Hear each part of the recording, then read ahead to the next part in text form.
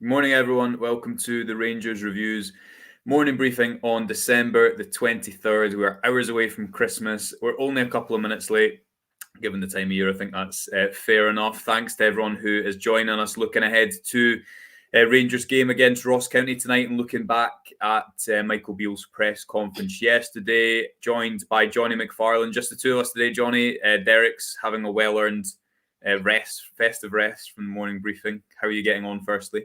Yeah, good. It's a shame not to have the big man on, but we'll survive. We've got each other, Josh. We can huddle up and metaphorically and talk about Rangers, which is no bad thing. You got all your Christmas shopping done? You can see in the background these Christmas things there. I'm more or less sorted.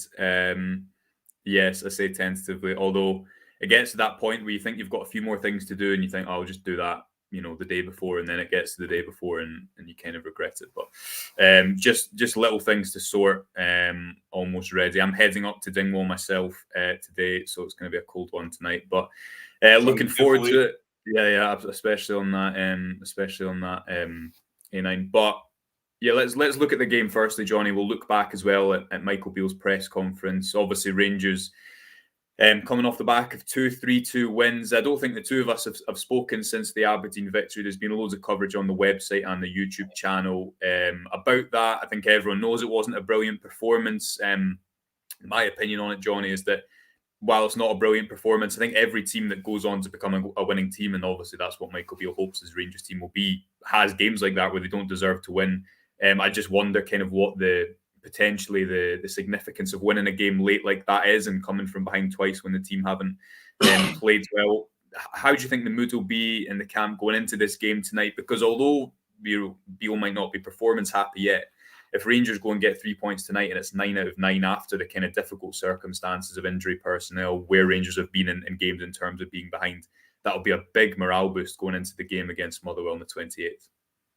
Yeah, huge. And we have to be honest, Josh, and say that there'll be absolutely no one in this chat that's going on to the right of our screens at the moment who would have thought at 92 minutes that Rangers would have won that game. Incredible. They just did not look like turning it around. I had to pretty much rewrite an entire instant match rating and sort of review because it was just completely changed by those two goals. And I think the kind of determination and pressure they had to put on to get that result was significant. But I would also say that it carried more than a touch of luck. And I think the reaction from Michael Beale has been right. And it was telling, and I wrote about this in my piece, Josh, that the only man that wasn't going bonkers when that third goal went in was Michael Beale. He stood still. He looked like he'd seen a ghost.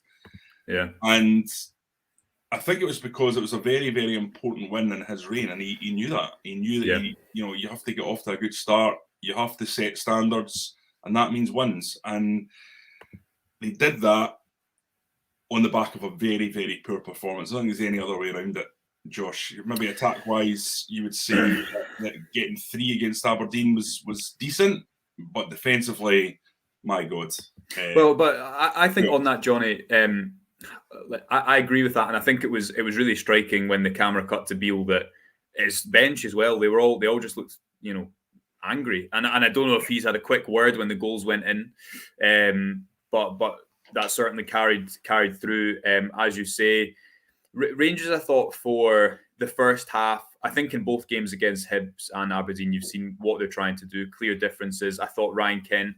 We spoke on the spaces at halftime, and I've really changed my opinion about Ryan Kent, where he should play in the last few games, because I think under Beale he's given complete freedom. I think under Gerrard he was to a degree, but he still had to stay central at all points. And I think what you've seen under Beale is he's going where the space is, which makes him so dangerous, because in the last 15 minutes he's out in the left wing, and then he's picking the ball up off the left back, and then he's getting the ball off, I think it's Connor Goldson for the equaliser, and suddenly he's 1v1 against someone in the middle of the park. He can go either way and generate a pretty good shooting opportunity, which obviously leads to the goal. And Rangers, although they weren't in and around the box much until the last 15 minutes. Watching the game back, I was surprised at how late it was before they really started to kind of rack up any pressure in and around the penalty box.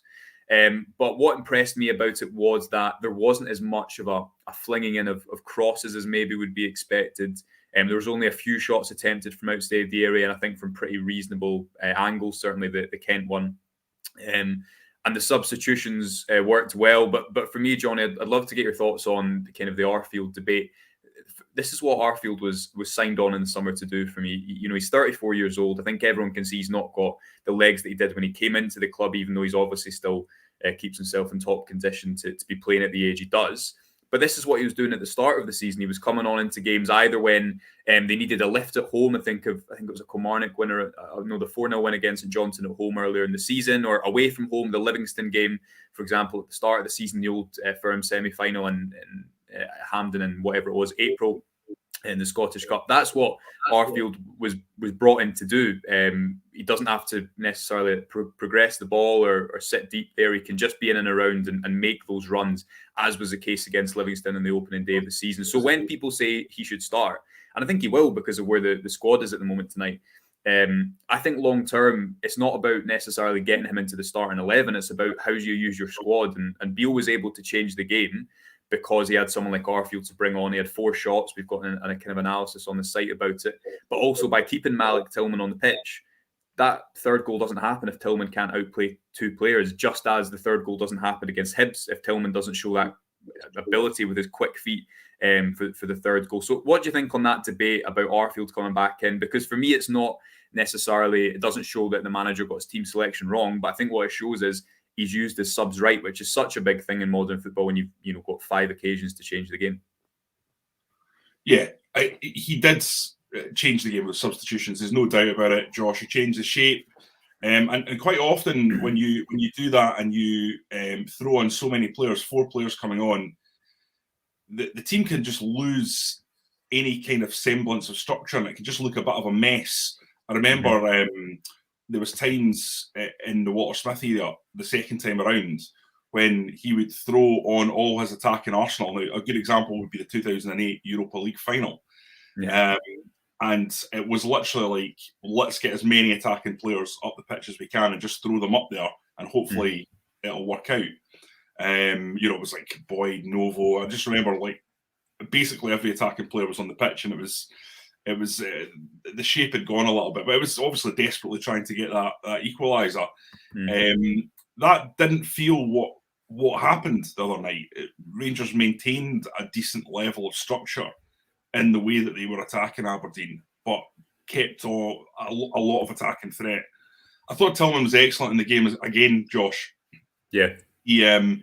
He wasn't fully involved all the way through. It wasn't a 9 out of 10 performance or an 8 out of 10 performance, but he had moments, and those moments counted. And the ability to free him up was another example of what Beale was able to do. Scott Arfield, you know what you're going to get, Josh. Yeah. 34, 35, 36. Scott Arfield, for the next few years, is still going to be able to score goals at this level. I have no doubt about it. There's an argument about if Scott Arfield's what you need when you're going into the Champions League at 34. Yeah. But Scottish Premiership level, if he was to go to an Aberdeen, he'd still be a very good player, I think, So he's one that's, I think, having a really good season and really showing that it was the right decision to give him an extra year. What's that? How many goals is that now? Is it 4 or 5 or something like that? Well, he's got the 4th highest expected goals after the 3 strikers. For 90. Obviously, that's impacted by 2 goals in half an hour, but it, he's not doesn't lie.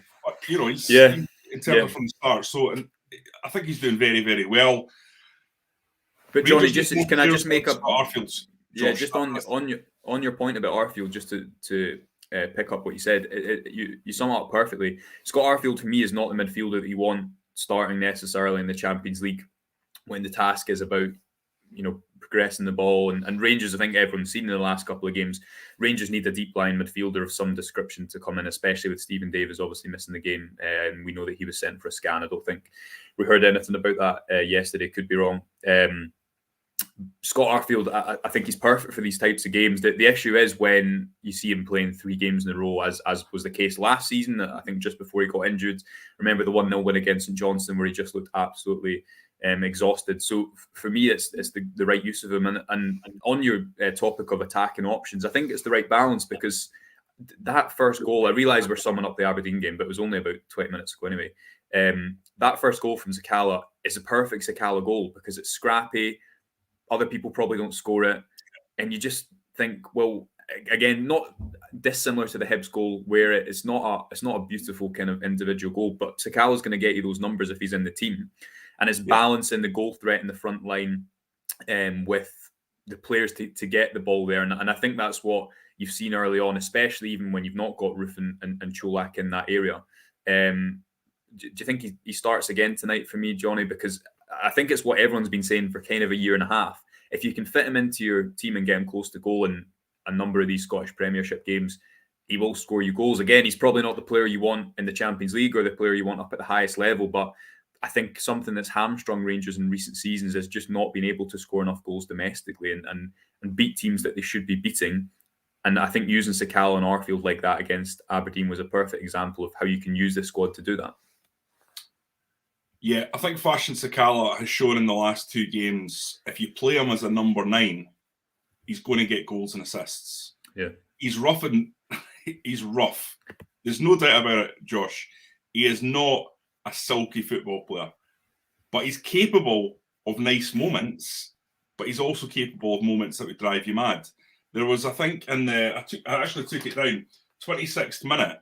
Yeah, so it was not long after he scored his goal, and he must have been full of confidence.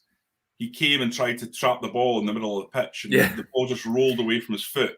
Yeah. And he just thought it was just such a simple bit of play. And then, of course, he loses the ball in the run up to the free kick that Aberdeen get the equaliser. It was a sort of silly position, and you're thinking to yourself, he's a difficult player, isn't he? He's a frustrating player. But fact is, he gets the numbers. He racks them up. Yeah. And Rangers need players that can get numbers in this league. It's as simple as that. Do I think Fashion Sakala will be in the long-term plans of Michael Beale, as in, like, if he's thinking about a 5-year plan, I'd be surprised, because he is a bit up and down. But at the moment, the way Rangers' squad is set up, I think if you're going with a 2, Fashion Sakala is going to be probably very, very heavily involved going forward. And I think especially against lower lights in the league.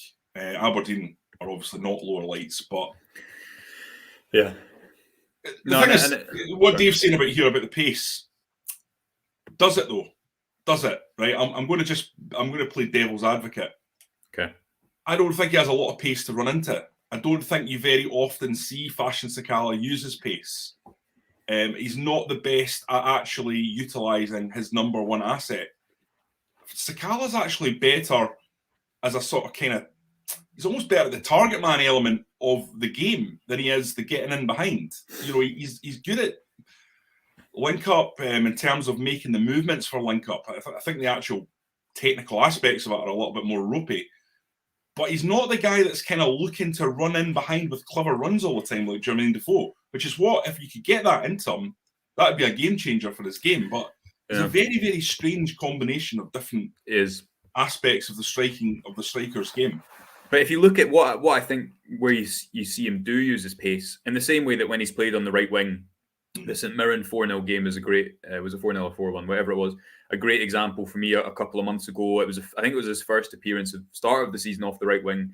And he's just so quick over those first few yards and so powerful that that's why he's good isolated 1v1, because he's so hard to kind of keep up with in that initial burst, that initial acceleration that I don't think, even someone like Ryan Kent, I don't think he has that power over the first few yards, where he's obviously much more skillful than Sakala, but can he just get the ball, pick it up and hit it and go as much? I don't think so, because he's not got that pure power.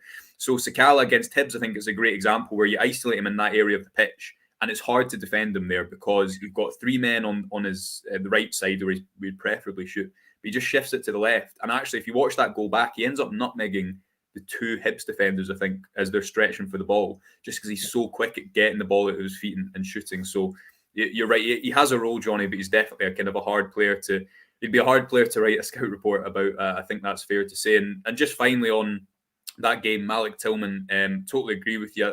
I tweeted after the goal. I think that's why I keep him on the pitch, because he can produce these big moments. Yeah. I was speaking to a friend of the show, Ali Bain, about that goal, who's been on the podcast before. He's written some excellent pieces for us. He's a coach out in America, and he said to me that's an elite piece of skill to be able to do that. Keep the ball in that tight area, hold off two players, and dig out a cross. And I know the cross, it's not headed in the cross, but that's where he's at his best for me, Tillman. Where it's he's a high quality ball. That's a really dangerous ball.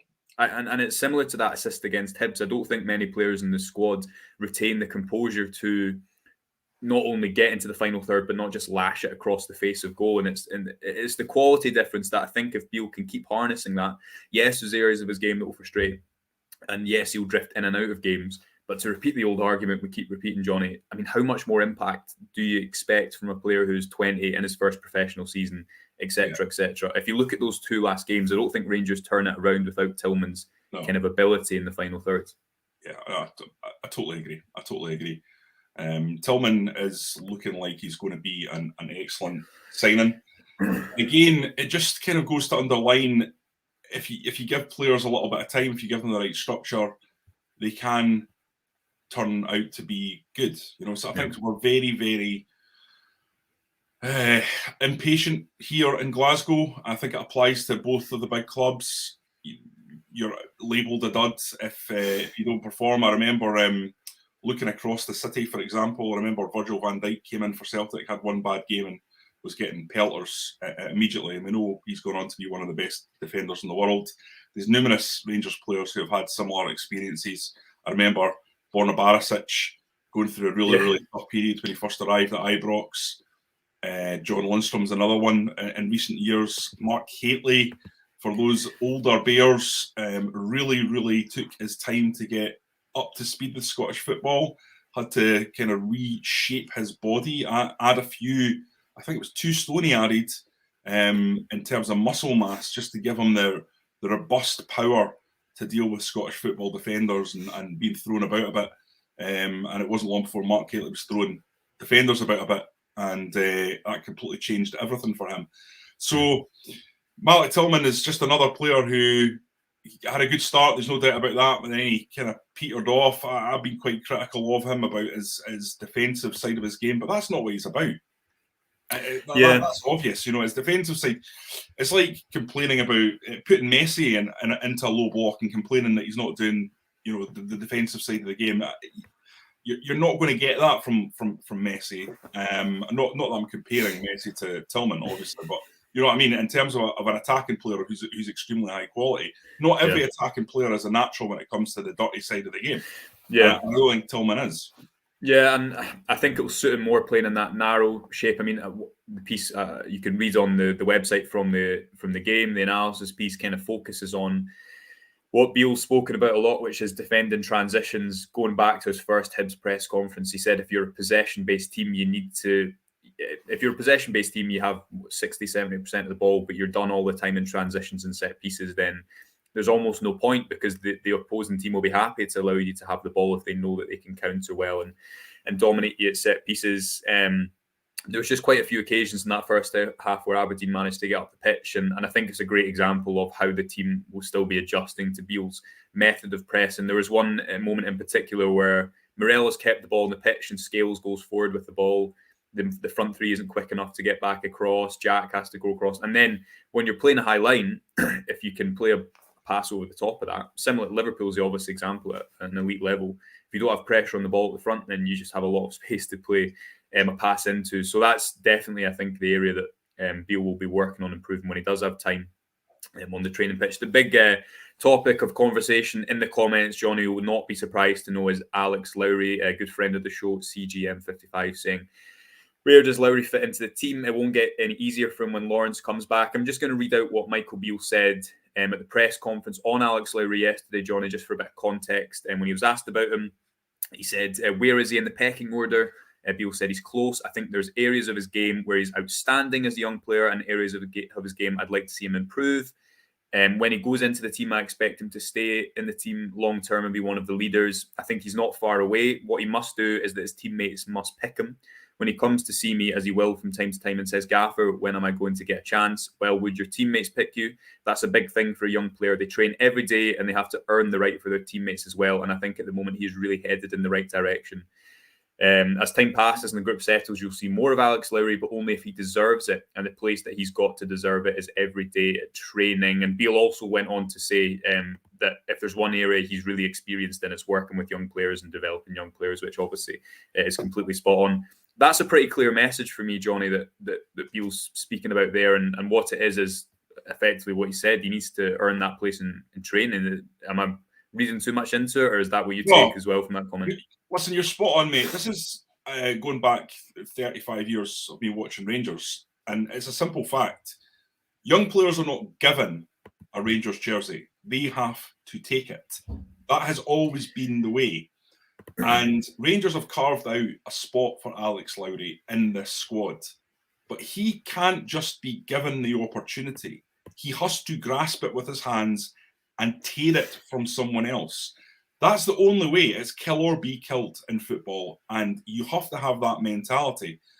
Look at, for example, Nathan Patterson, right? He's got James Tavernier, the club captain, in front of him. That is the most difficult opportunity of getting in the first team imaginable, especially when Tavernier is effectively a bit of a machine when it comes to fitness, regularity of performance, the ability to play to a high level of consistency. Mm-hmm. What happened?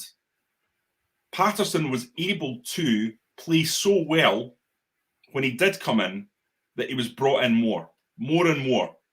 Whenever Tavernier was injured, Patterson was in performing really, really well. And off the back of that, he was able to get himself a huge move to the Premier League. Now, that is a situation where a young player has the best player at the club, or one of the best players at the club, and the captain in front of him. Yeah. He had to take it. He had to prove it every single time he was in the team. This is too big a club for, let's give him a chance for 3 or 4 games. You're just not going to get that. You have to come in, oven ready, and perform. Right, Jonny, I want to make a counterpoint to here, okay? Because I can just feel the Twitter comments that I seen the day after the game. I completely agree with you, and I think that's what the point that Beale's making. You have to earn it. Yes. He's saying that would your teammates pick him. But then people will say in response, well, why is Scott Wright, someone who has had lots of opportunities, coming into playing the game against Aberdeen, coming on as a substitute when Lowry could maybe play those minutes? Is that just position specific? I think so, mate. I don't think Alex Lowry's a right winger. Yeah. I think Alex Lowry's at his best when he's going through the middle. I would, in terms of Beale's style, you're probably looking at him challenging Tillman for that role. Now, it could be adapted for him to play in a sort of right. I don't even know how would you describe that role anymore, Josh. Well, I think it's actually an interesting point because what that last 20 minutes to me showed was people were, Kent went wide left at points and wide right.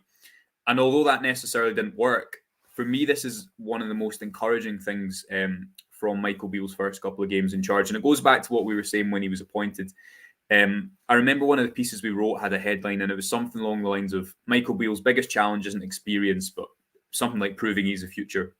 And for me, Beale's been in a lot of these first-team environments.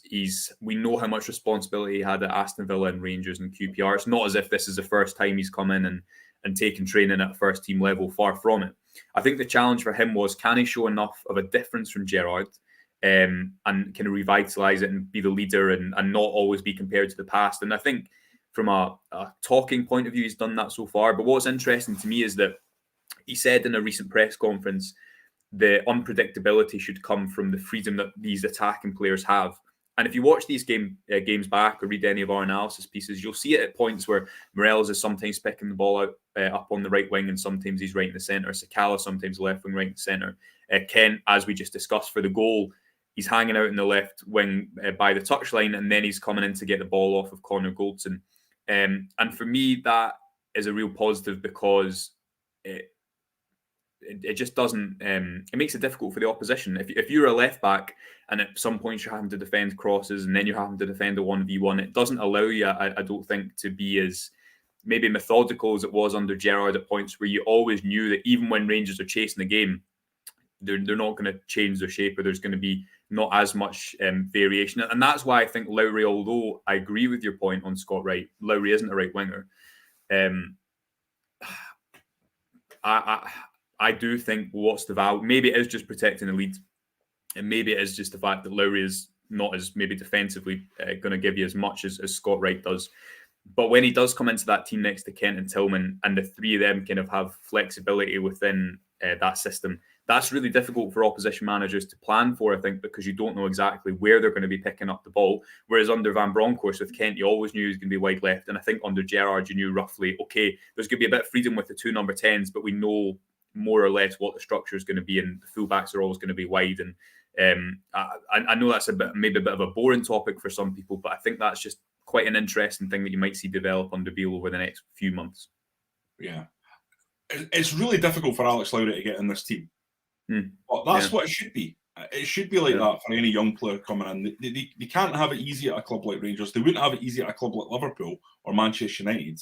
And Rangers have to be the same size in the context of the Scottish Premiership. That's just the way it is. And when you look at this squad now, Josh, I've always felt this. The Rangers squad wasn't really well set up for Giovanni Van Bronckhorst's style of play, because it absolutely needed 4 or 5 number 8s that could go box to box that were very physical. Yeah. But this squad is much more suited, I think, to how Michael Beale probably wants to play, in terms of the number of strikers that are in there, the amount of 10s that are in there, and just the technical quality that's peppered throughout. You don't get to a Europa League final if you don't have that in the team, and it's there. Yeah. And once these players get back from injury, I'm very optimistic. And Beale has been saying that over and over again about, once we clear the decks, this is an incredible injury situation, then it will be looking different. And I do agree with that. But for me, if Lowry, I don't know what you think about this. I mean, I totally get what you're saying about the Twitterati and all that about Scott Wright and Alex Lowry. And of course, personally, I think Alex Lowry, to me, looks like he's going to be a better player than Scott Wright, obviously. But I think Lowry kind of needs to be played in the position that he's capable of producing his best form in. And I'm not sure a substitute appearance late in a game is that big a deal in the grand scheme of things. You know what I mean?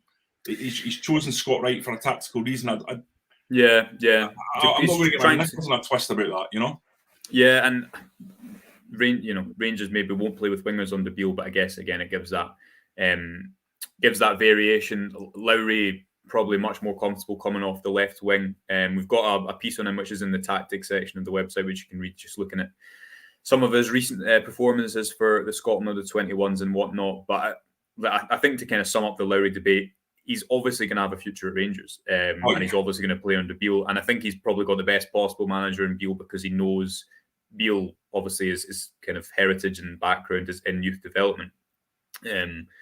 It's just a matter of time when he throws him in. And I guess that leads us on, Jonny, to the game tonight away at Ross County. Before we do, can I just say one more thing on Scott Wright? Go for it. I think if Ryan Kent's going to play in that position, I've always considered Scott Wright like almost like a baby Kent. He's nowhere near as good as Ryan Kent, but he's got a lot of the similar elements to his game. He's very good at driving with the ball, good close control, can drift past players. And I think if you've got Ryan Kent playing in that position, Scott Wright's not a bad backup if you want somebody to have a similar sort of skill set. Dialed down, obviously, but he can certainly run with the ball. He can certainly commit players. He's not developed the way I think anyone would have hoped. He's not really moved on in his game. But I don't think you should throw the baby out with the bathwater when it comes to Scott Wright. I think he's a decent squad player to have around. Rangers have always had these players that can come in for 10 to 20 games a season, Scottish guys that fill the quota for Europe, that aren't necessarily going to be the first name on the team sheet, but can provide you something over the course of a season. I think Scott Wright's one of them. I don't have a problem with Scott Wright. I think sometimes the criticism's a little OTT. He was 200 grand or something like that from Aberdeen. I think it's been a decent signing, that, and you know, we're talking about a guy who's, I think, is capable of playing in a number of positions across the front three.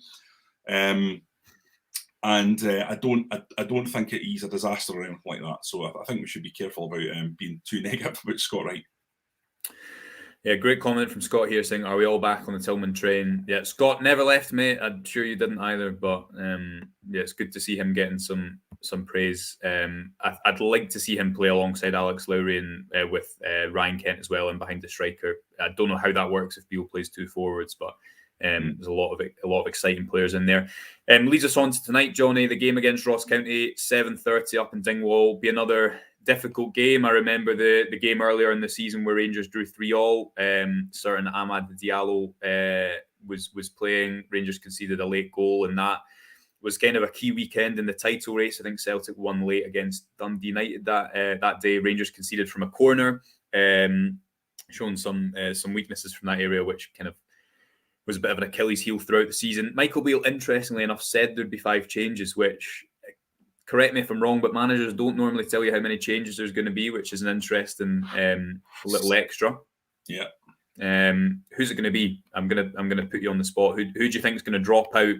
Is there any players off the top of your head that are going to come in? For me, I think Scott Arfield probably does, because of he scores those 2 goals. I think Ben Davies comes in to the back line absolutely alongside Connor Goldson. We know that Cholak and Roof aren't going to be available for the game. I think Cholak was initially supposed to be. So I think the third might be John Lundstrom. You're then maybe looking at an attacking player. Maybe it could be an opportunity for Alex Lowry in there. Anyone else off the top of your head, Johnny, that I've missed that you think might be in the starting 11 tonight? No, I think it's interesting. He said 5, but then he caveated it to Sky and he said 4 or 5. Right. Okay. So it'll be interesting to see exactly what he does. It's very unusual for a manager to be so upfront about what he's going to do. Well, do you remember when Kashinya told the whole team? Did he not tell the whole team the day before a game away at Kilmarnock, or was it the whole team? Or it was certainly a good. I remember David Bates played that game, and I think it was 0-0 maybe, or 1-1. Yeah, I vaguely remember that. You're asking me to remember 6. What? How many years ago is that now? 5 years ago? I don't know. Yeah, 2000. Yeah, it's better. It's better we forget. It's better we forget. Probably is. But yeah, I do remember Pedro named the team prior, and yeah, we're not got to that stage. But Michael Beale's certainly been good value for information to the fans and great value for us in the media, and giving us plenty to talk about and plenty of information about the club. Whereas before, there wasn't an awful lot coming out about injuries. I think we now know where everyone's at and roughly when everyone's due back. Yeah, which is a complete turnaround in the kind of position of the club. But before, they just didn't want to put a timescale on anything. Well, Barry says here, Johnny, as much as I love listening to Beale, does he maybe give out too much information sometimes? Because I agree. I think fans want honesty, and they want to know when players are going to be back. And I think Beale understands that. But is there also a risk that sometimes you say too much, or do you think Beale, he knows exactly what he's doing and that's just his personality? So my reading of it is that Michael Beale is very firm on his understanding of Scottish football, which is that if we are at it, we don't need to really worry about anything else.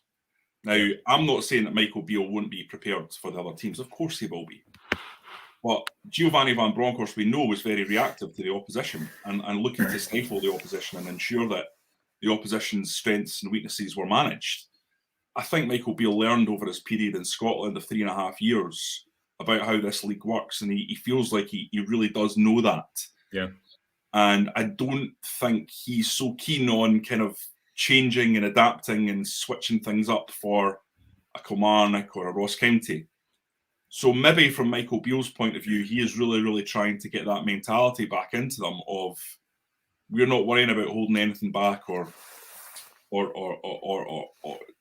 playing mind games with teams that have got 1/10 of the resources that we do. We're just going to be open and upfront and focus on the performance levels. I think he's doing a great job in terms of getting the information out, but I suspect in a year's time, Michael Beale will not be as vocal as he has been in these early chapters of his career, because he's riding the crest of a wave at the moment. Things are going well. 2 wins. I think the fans have been very impressed with him. I've been very impressed with him as a leader. I don't think there's any doubt about that. He communicates really, really well. He's been a breath of fresh air. I'm on record as having said that I found Giovanni Van Bronckhorst a lovely guy to deal with. I think he's a good coach. But in terms of as a communicator, I think Beale's on a completely different level to Van Bronckhorst. And a part of that will be because it's Gio's second language, English. But Michael Beale's been very positive.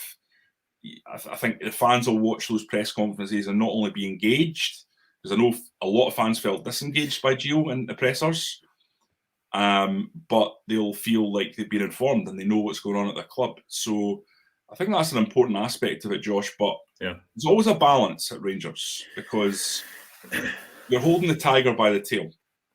This club is a difficult club to manage. Things can turn very, very quickly, and things when they go well can make you feel like you're on top of the world. And at the moment, I think he's getting it right, but there will come a time when adversity strikes, and he'll have to take a different approach, I think. And if he doesn't, you'll feel the pain of it. I'll give you a good example. The other day, where he talked about, he was asked about Malik Tillman. I actually asked him about Malik Tillman, and he gave me quite a short answer. He was asked to expand on it by someone else, and he gave the line about, I don't want to pick him up. But he reminds me a bit of Michael Ballack. Now, and I know what he's doing there. He's not trying to give that headline, but that is I just turn around and look at you, and I know that that's the headline. So you got to be careful about that kind of comment, I think, in Scotland, because we're a wee country, but we've got a big media with a lot of focus on Rangers and Celtic, and every comment you make is going to be blown up. And I'm sure he's already seen that based around these comments that Connor Goldson made. I think he was talking in context of the dressing room and confidence in the dressing room, and it's repackaged to be having a pop at Gio, which is, you can argue that that's what he's saying. I don't think you could do so with any real conviction, but it's not inaccurate. And you've also seen the whole drama that was created around the other team comments, which again was something out of nothing. So these are 2 examples already of where something's been blown up. And he's got to be careful about that, because there'll be times when he's not happy to have that kind of noise around him. I get the impression at the moment he's riding on the crest of a wave and he doesn't care about any of that. But also, I think, Johnny, that Gerrard's team, and Gerrard was at a different stage of his management career. But something that I think hampered him a lot was, in a way, the emotion, and that had a lot of benefits. But hypothetically, if that's Gerrard's second game in charge up at Aberdeen and they come back to win 3-2, I don't think I think he'd put a bit more into the celebration. Now, I'm not saying that's a bad thing or a good thing either way.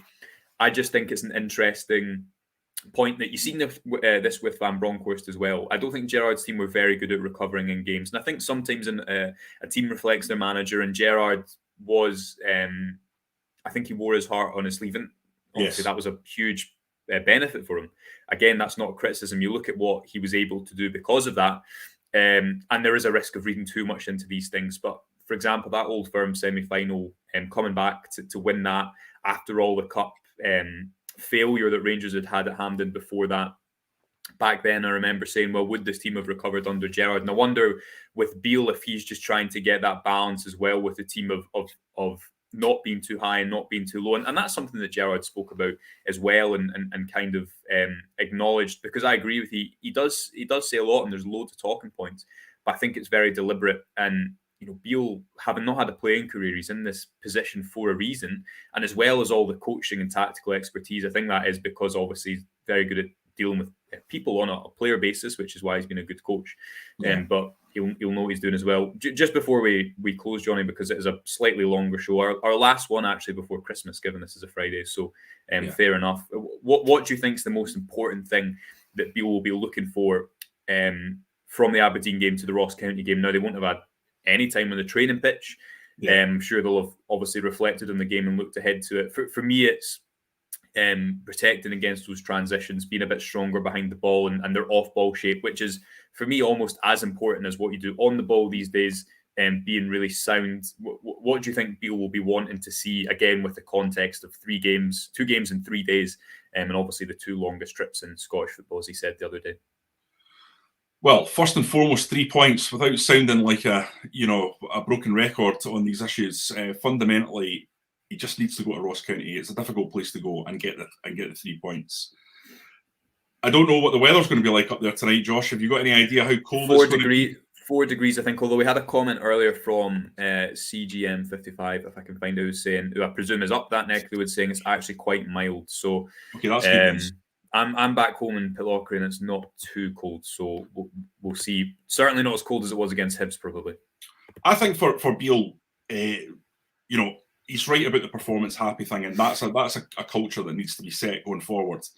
But I would also say, given the injury situation, given the fact that it's 2 really, really long trips, given the time of year, I think he'll just want to get up there, get a win, and get back down the road. I don't think it'll be about playing silky football and making him performance happy. But if he gets that, I think he'll be delighted.